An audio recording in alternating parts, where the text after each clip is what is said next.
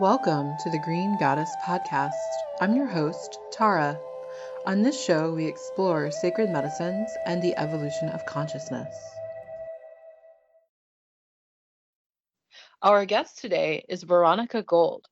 Veronika is a psychotherapist who works with ketamine and MDMA, and she's been studying MDMA as part of the MAPS team of researchers. And MAPS stands for the Multidisciplinary Association of Psychedelic Studies. Is that right? Exactly. Exactly. Great.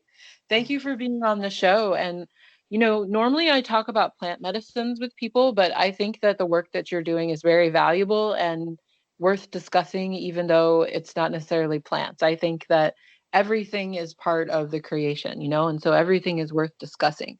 So let's talk about MDMA. Thank you for having me, Tara. I appreciate being here. And, I'm a big fan of work with non-ordinary states of consciousness and facilitated by different ways, by plant medicines and, the ways we have available now. So doing a research with MDMA that's leading hopefully towards rescheduling of this medicine and being able to use that in the field of mental health. And, working with ketamine, which is now legally prescribable for people who meet certain diagnoses. Yes. So I'm familiar with MDMA from like my college days and in like going to clubs in New Jersey, New York. And I remember it being, a love drug and definitely an empathogen, right? Where we can feel other people's feelings and our hearts become more open. But I'm sure you're working with it in a completely different context. Would you tell us a little bit about that? Yeah, so the research that's being done by MAPS, it has been going for quite some time. And right now we're in the middle of phase 3 of the trials. That means that there has been already a lot of research done on the safety of this medicine and efficacy. And now we're doing research on kind of larger amount of people. And this specific trial is focused on looking at the effectiveness of using MDMA-assisted psychotherapy in treatment of PTSD, post-traumatic stress disorder. And so it's not just taking MDMA, but it's a psychotherapy that's combined, that's provided during the time that a person takes this medicine. And the effects that you're mentioning, are in a way a big part of the treatment. So this empathogenic openness and, that as well, the MDMA has effect on our fear response. So kind of lowering of the fear response, people come to this optimal state, optimal place where they can look at the experiences that might have been difficult to look at in other types of therapy. And then we can help them process and work through these past traumatic events that might still be affecting their lives, their well-being, their functioning. And so I can tell you a little bit more about the trial, how it looks like, or how the sessions look like. The sessions are led by co-therapy teams. So there are 2 therapists with each person. And the MDMA therapy is used in the context of this, usually 3 to 4 or 5 months treatment. And there people come for 3 MDMA sessions, and they have always 3 preparation and 3 preparation integration sessions between each experience. So they have 3 preparation sessions, and then there is an experimental session. And because it is the research, it's as well, important to say that half of the people get MDMA and half of the people get placebo. And then there are 3 integration preparation sessions, second MDMA, 3 preparation integration sessions, third experiential session, and then 3 integration sessions. So it's not only about what happens in the day when they take the medicine, but as well in the time as they're preparing for the experience and integrating what came up for them during the time with the therapist. That makes sense. So I imagine that this must all be confidential work, but I'm curious if you have any success stories that really inspire. Yeah. So, as a we are in the middle of the trial, um, we cannot talk about how the phase 3 is going, but in the phase 2, there has been, quite a large percentage of people that no longer qualified for PTSD in the end of the study. And what was interesting was that people continued to improve even after the study ended. So you would think that people get the help during the treatment, but actually, when they did 1 year follow-up study, people still continued to improve. And there is actually, I think it's just going to be this Sunday coming up on 60 Minutes Australia. There is a documentary made about one of the participants in the phase 2 study. So I'm not sure if we're going to be able to watch it in the United States, but some of them are being filmed and reported. And, kind of seeing people who have experienced, variety of um, challenging, traumatic situations and have been suffering for many years, some people 20s, 30 years, some people haven't been able to work and function in relationships, and then being able to come and get this intensive treatment, which is for maybe 3 to 5 months. And it is intensive treatment and having many sessions, and sometimes things feel worse before they feel better, but then in the end of the treatment, no longer qualify for not meeting the diagnostic criteria, and being able to start changing their life, engaging in their life, is pretty amazing. And I've been a trauma therapist um, for 12 years in the United States, and before I was a psychologist in the Czech Republic.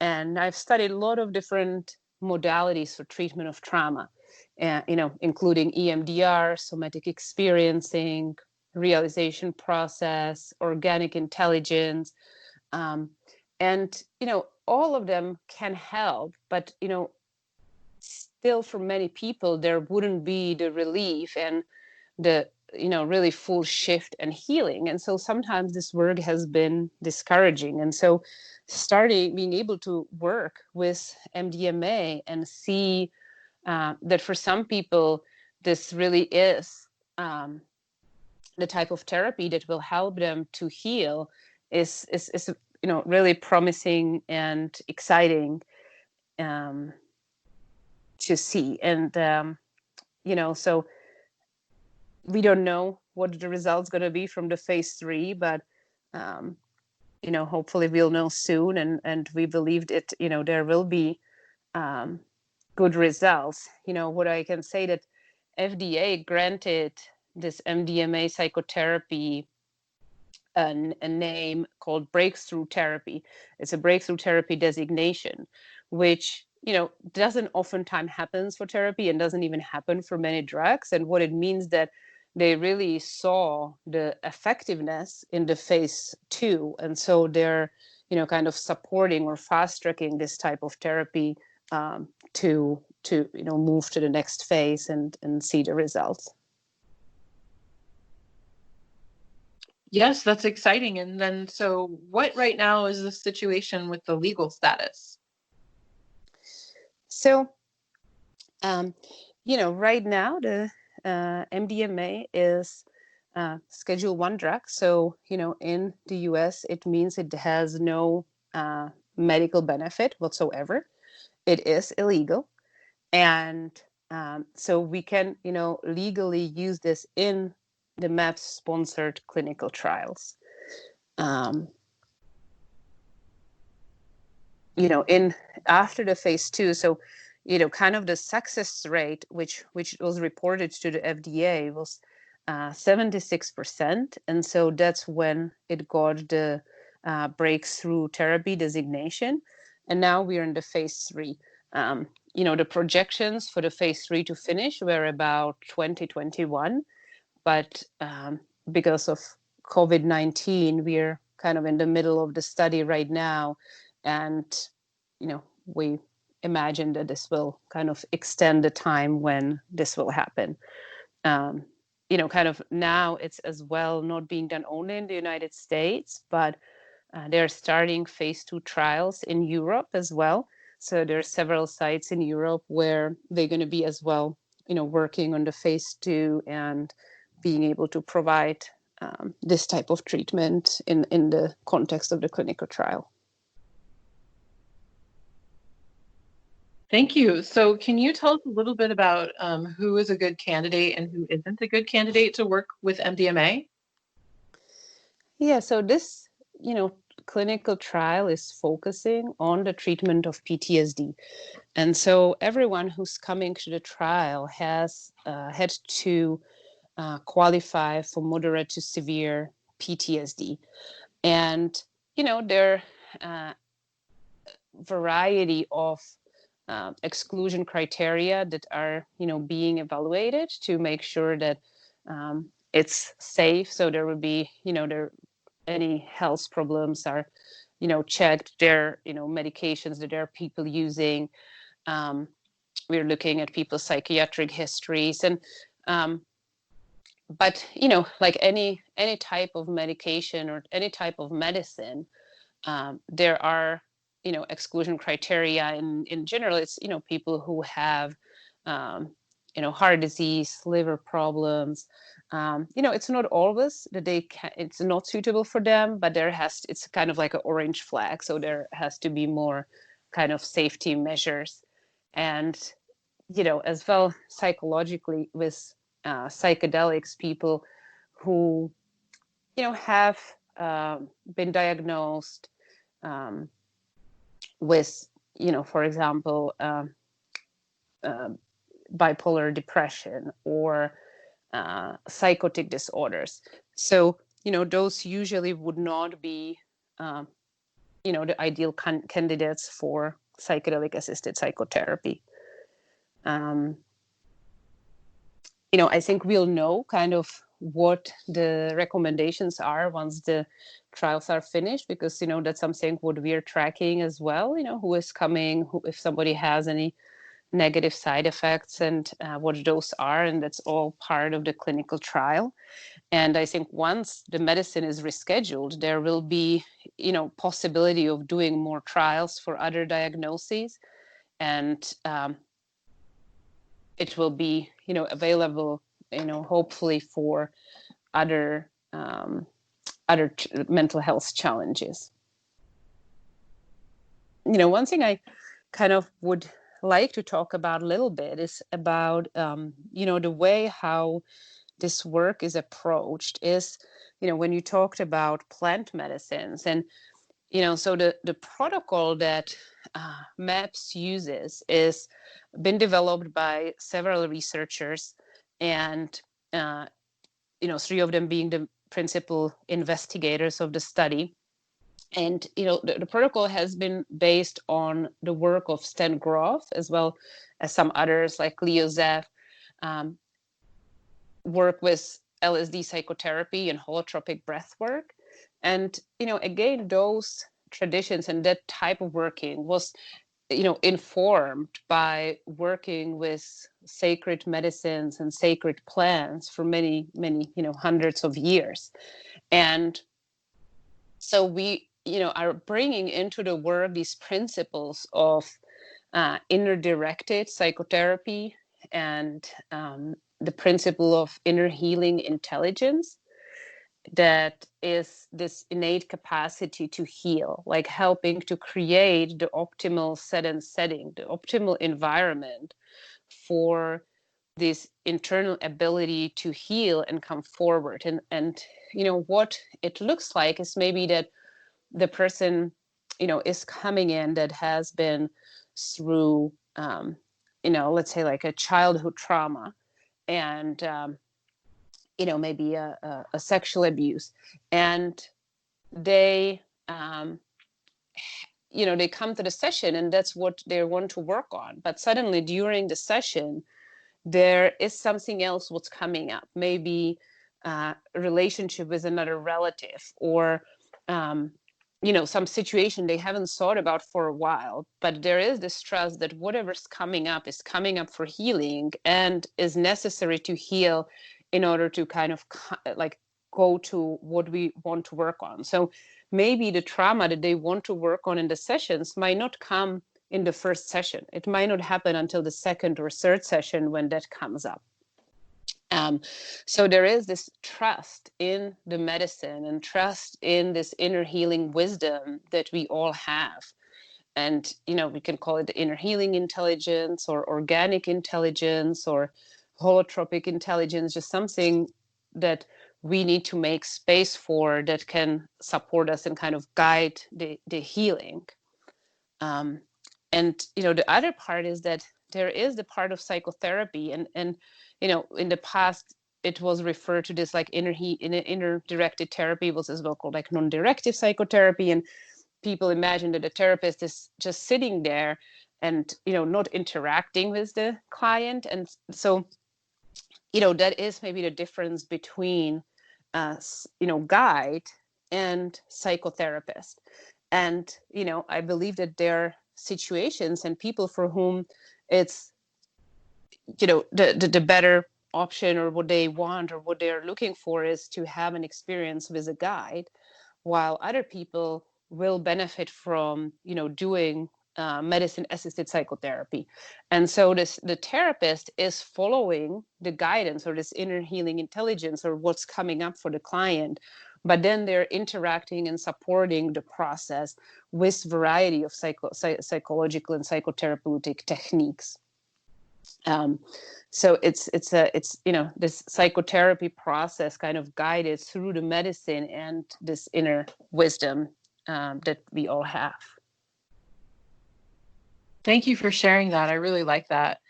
So I'm curious, you've used the word guide and then psychotherapist.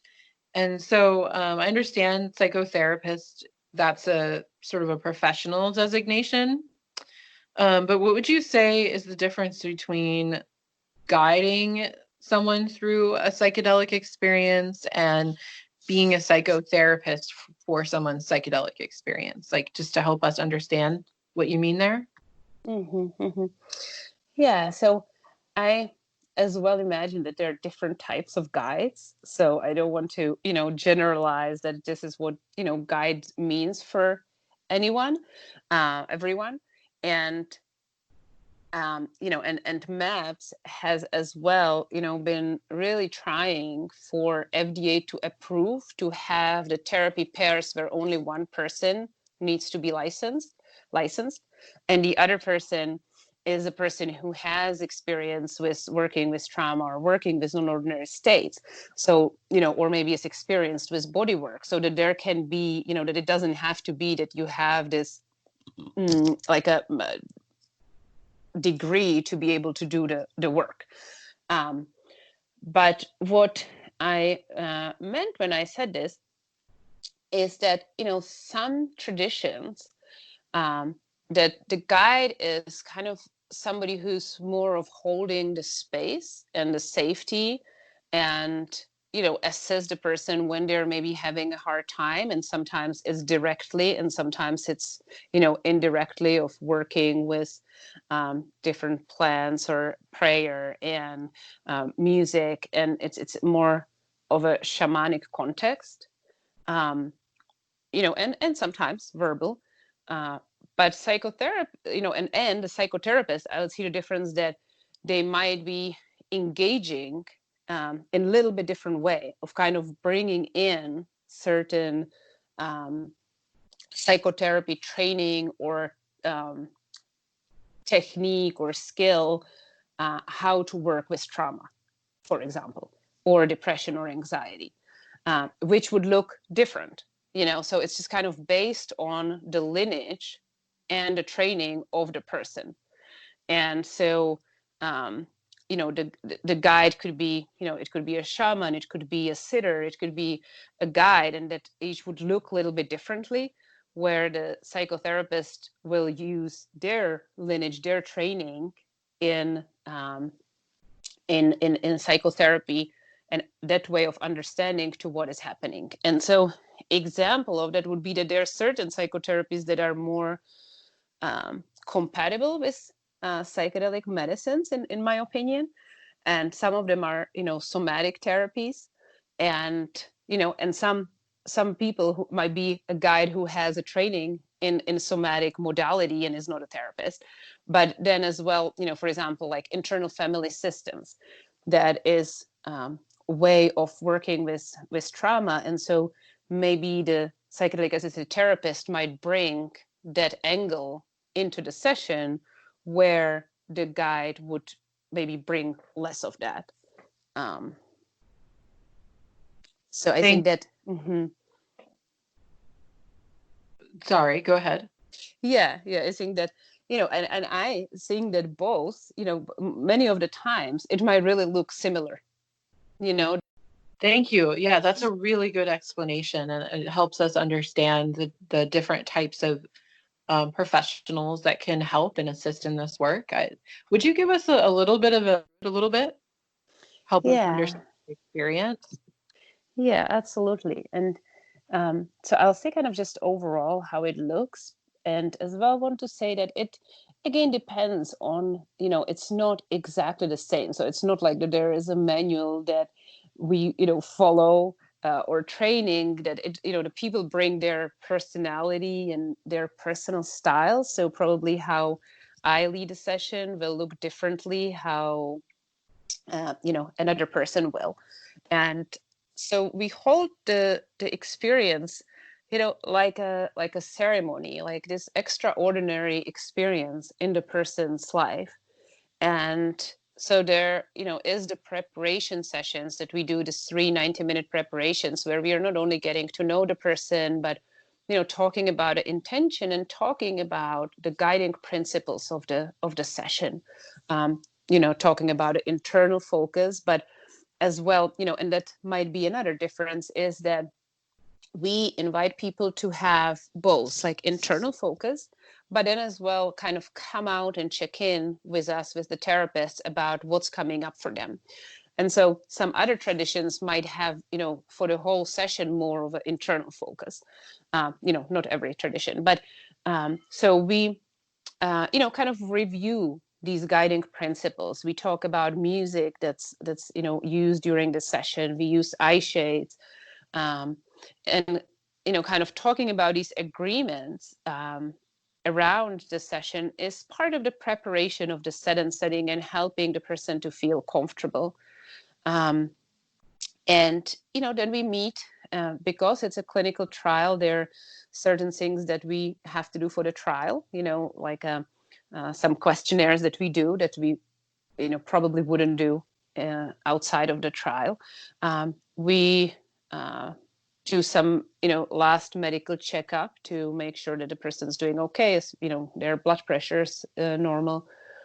And we use smudging in the session, so we might use sage or rosemary or palo santo, and that's something personal what me and my co-therapist brings into the session. So that's not what everyone does.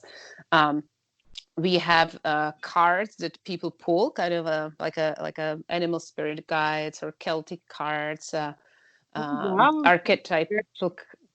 Sorry. I'm sorry to interrupt you. I was just exclaiming that this is a very shamanic process. That sounds very similar to when I was doing, in-person energy healing work for people. This is a lot of what would happen. We would smudge and pull oracle cards and set intentions. And then they take the medicine. They set the intention. We as well use invocation. So we have different prayers or invocations. Sometimes the invocations are, kind of individualized for the person who's having the healing journey. And then they take the medicine and they go inside. So they put on the eye shades, take the headphones and go inside. And either they come out when they want to let us know what's happening, or maybe 45 minutes in, we check in with them how they're doing. And, some people take the eye shades off and some people keep them on and just take down the headphones and they talk to us. And, we're supporting them and maybe then they go inside again, about, 90 to 120 minutes after the beginning of the session, they can take a booster dose. So there can be a second dose of the medicine. And, they can or don't have to take it, but, most people do take it. And then the whole session kind of continues in this way. There are as well parts of body work where we work with things that come up in the body somatically. And there are ways like people would breathe, like let's say somebody gets like a tension in their shoulder. So we would invite them first to kind of focus on that tension or breathe into that area and maybe put their hand on that area, but they might like, more pressure. So I might put my hand or their shoulder, with their permission, or asking if me or my co-therapist who would feel more comfortable, or both of us. Sometimes the person might want to push against something. So we're, supporting their process, verbally and physically. Or, sometimes they just might want to hold your hand. And, this kind of goes throughout the session where, kind of as the medicine is wearing off, they're, coming more, back from the non-ordinary state. Some people might feel more tired, some people feel more talkative, and kind of transitioning to closing the ceremony, maybe bringing some fruit, starting to eat because they've been fasting before the journey, and kind of talking about a night. And right now in the trial, the people stay overnight, so there will be like a night attendant who comes into the clinic, and they meet with them, they bring dinner, and then we leave as the therapist. And the person having the experience as well can contact us during the night if needed, and then we come back the next morning to start the integration sessions and have the first integration session where we either talk about kind of what is coming up then, or some kind of continuation from the day before, or going over what came up in the session, and then people go home, and then we'll as well after the session we check in with them over the phone every other day, for a couple weeks after the session, and then we meet 2 more times in person and then have the next session.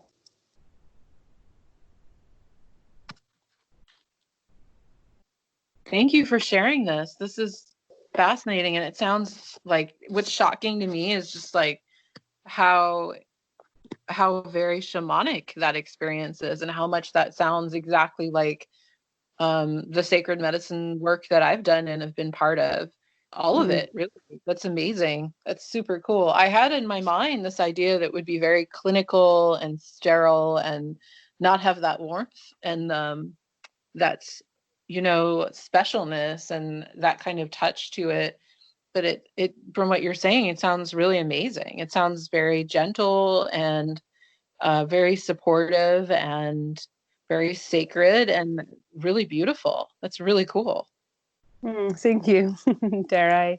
Yeah, and we, I agree that it's, and as I said, every person brings their personality and how they lead the sessions a little bit differently. And, as well, there are different sites for the trial, but everyone who I know who works on the trial, of course we're there researchers, but, first and foremost, we care about the people we are working with, and, create bonds and want to support them in this journey where they're, so vulnerable and coming to the research and, with its limits, and can think about like that, one of the limits is that the sessions are limited, the time with the therapist is limited into the sessions of the trial. And so that, is one thing that I think is going to be, really to kind of see once the medicine becomes rescheduled, are people how many sessions are going to people have? What's going to work? It's someone will benefit from one session while somebody really needs to do 6 sessions. And that's all part of kind of discovering this. But I feel so honored to be able to do this, and grateful for people who come and do this work. Yes. Yeah, this is really beautiful and really exciting. Wow. It's just to hear that is something that the mainstream society and the government is going to be sanctioning and is sanctioning is incredible. Really incredible. Mm-hmm, mm-hmm. Yeah, absolutely. Yeah. And it brings hope for so many people who are suffering, and PTSD is a really, really tough one. It can bring a lot of hopelessness and a sense of despair. And to know that there are effective therapies that are outside the box where someone doesn't have to sit still and rehash what happened and talk it out and not get better, that's really exciting for a lot of people. Because a lot of people don't get therapy who are traumatized because they don't want to feel hopeless and they don't want to just rehash what's happened and not feel better. So having, like what you said, breakthrough therapies like this medicine, it's really valuable. Mm-hmm. Mm-hmm. Mm-hmm. Yeah, absolutely. And, so many people in, as you're saying, in the United States and around the world have, experienced traumatic events. And, you can look online and there's just like numbers from, 3 to 50%. They're just, a lot. But there is, a significant amount of people who, struggle with this. And it's not only them, it's people who then have relationships with them and their children. And so the traumas that we live through, all of us, and, not everyone gets PTSD from being in a traumatic event, but it impacts not only the person, but, so many people around and the healthcare system. And so it's very, very exciting that there is a possibility of treatment that might help, a lot of these people in ways that other treatments haven't so far. So absolutely. Yes, and I know you have to go soon, and I'm really enjoying this interview with you, Veronika. Thank you so much. You're a great speaker, and I thought that too when I met you at Exploring Psychedelics conference. You did an excellent presentation there. Um, I'm curious to talk with you a little bit about ketamine. We may have to do that as a separate show, but do you use ketamine in the same way?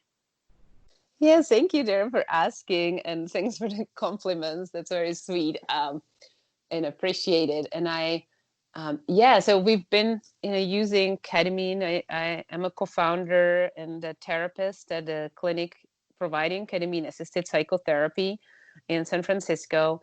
And we do, our protocol for ketamine is based on the MAPS protocol. So a lot of the things are similar. There are some differences, and there's some differences in the medicine, and there are, ketamine in a lower doses can be similar to MDMA, but in a higher doses can be very psychedelic. And so we work with variety of states there. So there are some differences in how the works look like, but the guiding principles are, very similar. And, and it in the beginning, it was, I was developing a ketamine program in another clinic, and then got together with 4 of my colleagues from MAPS clinical trial, and we started Polaris, the clinic where I work, together to be able to provide treatment with non-ordinary states of consciousness legally, before these other medicines like MDMA and as well psilocybin become rescheduled for working with therapy. But over the last 2.5 years, so when we started, we thought it was kind of a model clinic, and we will, kind of based on what we are doing, then kind of bring these other medicines, which we are hoping to do and wanting, but as well really see the ketamine, how important it is for people, and that some clients we think are really the most suitable for working with ketamine and can be helped by this medicine. So we've really developed like a deep love and appreciation for the ketamine work as well. So the ketamine work, so ketamine is of course a different medicine. MDMA, it, makes us open our hearts and see ourselves and others with deep compassion, and that, and it's sort of sometimes a euphoric state. So that it makes sense how that would be used. But ketamine is different. That's more of a dissociative, right? It helps you kind of get into more of a witness state, like the detached consciousness. Yeah, How would you describe how that works differently? yeah, absolutely. So it's a dissociative medicine, and so kind of exactly as you said, there is like a more distance for or sense of witnessing that people experience, and there is as well, the neurobiochemical property of ketamine, which is antidepressant. So can be helpful for people who struggle with depression and depressive moods. But in the moderate to high doses, it is very psychedelic, so people can have a lot of visions, and then we could talk about it more, because there, I would say the three basic types that I'm going to name is out of body experiences, near to death experiences, and ego dissolution, transcendental experiences. And so those are the categories that people can experience in these moderate and higher doses. And then we go to really like this, talking about the healing potential of these non-ordinary states of consciousness with ketamine in the context of psychotherapy. So I would love to talk more sometime about this. And yeah, this is just kind of like the brush strokes of what the ketamine might look like. That is fascinating. Yes, I really want to hear all about that. Yes, we'll have to talk about that on our next show. Thank you. Yeah, it was really a pleasure talking to you, Tara, and thank you so much for everything you're doing and what you're bringing to all of us in your shows. It's so deeply appreciated. Thank you, Veronika. Thank you for sharing from the front lines what's going on with MAPS and how that whole process looks. That's really exciting and interesting. And yes, I really can't wait to hear about ketamine, because that just sounds really exciting and interesting. Before I let you go, I do want to ask you, so with the MDMA work, are people having those same three experiences that you mentioned, the ego dissolution, the near death, the out of body, all of that? Is that stuff happening with MDMA too? No, so MDMA is a empathogenic medicine. So kind of as you said before, it's more, kind of heart opening and like a milder, more empathogenic, non-ordinary state of consciousness. Okay, so it's more about altering our emotional and holding environment. Yes, you can. Mm-hmm. Okay, and then that is what facilitates everyone being able to have a different perspective and deal with some heavy things. Yeah, so yeah, that's it's kind of, there's definitely more to talk about, but the basic principle, it's kind of, we can, I'm sure people will be like, oh, there is this more, but there is this lowering the fear response, getting away from the fight or flight response. And so then having the ability to look at these past experiences with more compassion and empathy for oneself and others. So that kind of allows for the healing and looking kind of at those experiences, as you said, kind of holding differently. Mm-hmm. Okay. Okay, thank you, Veronika. Where can people get in touch with you if they're curious? So my name is Veronika Gold, and my email is Veronika, Veronika, at polarisinsight.com. And Polaris insight.com is as well our website, so people can reach out to me through the website as well. Okay, thank you so much. I'm really grateful that you came onto the show today, and I really can't wait to talk with you about ketamine. That's just really interesting. I really want to hear about that work.